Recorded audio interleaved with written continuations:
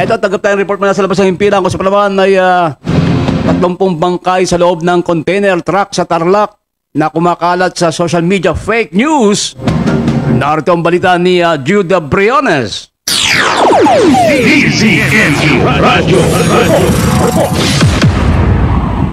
Mariing pinabulaanan at sinabing fake news ng Tarlac Police Provincial Office na pinamumunuan ni Police Colonel Franklin Istoro ang kumakalat sa social media na mayroong natuklasan na 30 bangkay sa loob ng container truck na umano'y nauugnay sa tinatawag na transnational organ trafficking syndicate.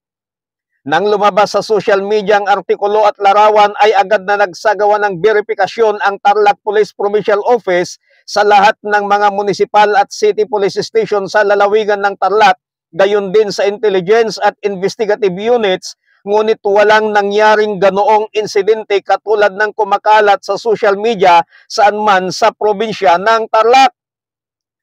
Ayon sa opisyal na pahayag ni Police Colonel Franklin Istoro, Provincial Director ng Tarlac Police Provincial Office, ang kumakalat na artikulo at mga larawan na 30 bangkay sa loob ng container truck na umano'y nauugnay sa tinatawag na transnational organ trafficking syndicate ay isang fake news. Ang mga larawan, paglalarawan at storyline na ibinabahagi sa social media ay gawa-gawa lamang at nilalayon upang iligaw ang publiko na siyang dahilan upang magdulot ng takot at pahinain ang kredibilidad ng nagpapatupad ng batas.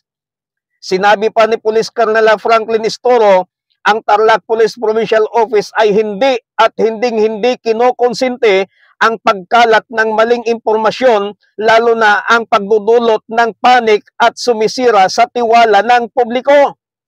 Hinihimok ng Tarlac Police Provincial Office ang publiko na manatiling mapagbantay, mag-verify muna bago magbahagi ng impormasyon, lalo na sa social media, at makipag-ugnayan lamang sa mga opisyal na napagkukuhanan para sa tama at wastong impormasyon.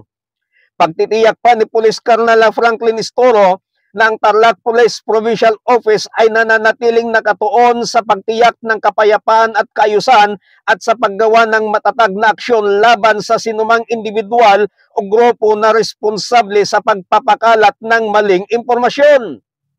Sa kabuuan, ang lalawigan ng Tarlac ay napapanatili ng mga kapulisan ang kapayapaan at kaayusan sa pakikipag-isa ng bawat Tarlacenyo. Mula dito sa Tarlac City, Jude Briones nagulat para sa Target Owner sa DZME 1530 ang Radyo TV. DZME Radyo. Salamat kay Judah Briones.